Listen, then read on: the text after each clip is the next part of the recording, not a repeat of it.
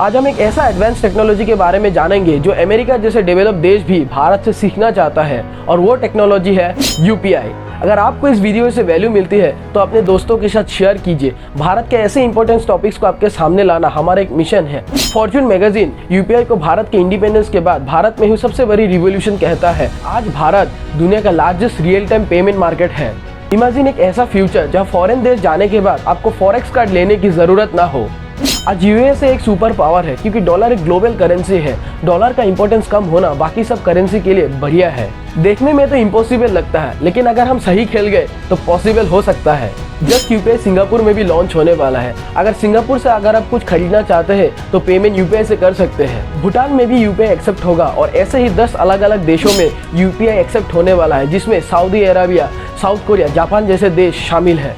लेकिन कहानी की शुरुआत 10 साल पहले हुई और इसका 2 रीजन है।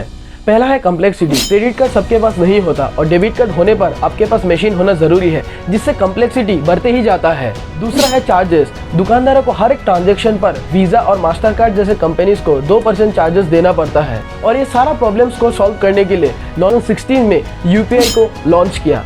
यूपीआई यानी यूनिफाइड पेमेंट इंटरफेस। पहले आपको सीधा बैंक को डिपॉजिट या विड्रॉल के लिए बैंक में रिक्वेस्ट भेजनी पड़ती थी, लेकिन अब यूपीआई के थ्रू ऐप के बिहाफ से आप बैंक से डायरेक्ट पैसा निकाल सकते हैं और पैसा डिपॉजिट कर सकते हैं। Think UPI as a personal assistant जो आपके लिए बैंक में जाता है, लेकिन ये एक ऐसा असिस्टेंट है जो आपसे कोई फीस नहीं लेता, जो 24/7 अवेलेबल है, और ये एक भारत में पूरा नेटवर्क है। यूपीआई ऑलरेडी हमारा एग्जिस्टिंग आईएमपीएस नेटवर्क यूज करता है। ट्रांजैक्शन सिक्योर हो इसलिए डुअल फैक्टर ऑथराइजेशन होता है। ये ईमेल आईडी जैसा दिखने वाला आईडी वीपीए यानी वर्चुअल पेमेंट एड्रेस, जो आपको मोबाइल नंबर के साथ आपके बैंक में अकाउंट लिंक होता है। ये सारा प्रोसेस इसलिए पॉसिबल है क्योंकि भारत में 1.26 बिलियन लोगों के पास आधार कार्ड है। इस रिवोल्यूशनरी आइडिया से भारत में कई बदलाव आए हैं। अक्टूबर 2021 में यूपीआई के ट्रांजैक्शन ने $100 बिलियन का आंकड़ा क्रॉस किया।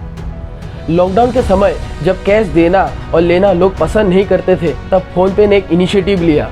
उनके एजेंट्स को छोटे छोटे दुकानदारों के पास भेजकर अपने बैंक अकाउंट को मोबाइल नंबर के साथ लिंक करवाया और ऐसा क्यूआर कोड वाला स्टिकर उनके दुकानों पे लगवाया। और सिर्फ 1 साल पहले अप्रैल 2020 में ₹2 लाख करोड़ का ट्रांजैक्शन यूपीआई से होता था, और अप्रैल 2021 में ये नंबर 4.93 लाख करोड़ तक पहुँच गया।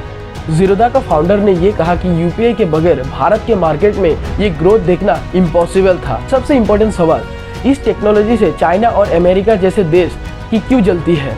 आज इंटरनेशनल पेमेंट स्विफ्ट के जरिए होता है। हर दिन 3 करोड़ से ज़्यादा ट्रांजैक्शन स्विफ्ट कोड से होता है। बड़ा बैंक $25 से लेकर $65 तक हर एक ट्रांजैक्शन में चार्ज करता है।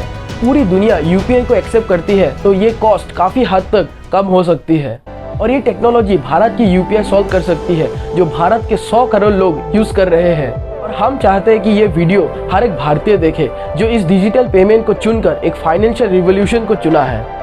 एंड फाइनली, आने वाले 10 सालों में ये एक्सपेरिमेंट अगर सक्सेसफुल होता है तो I am sure that Bharat को सोने की चिड़िया होने से कोई नहीं रोक सकता।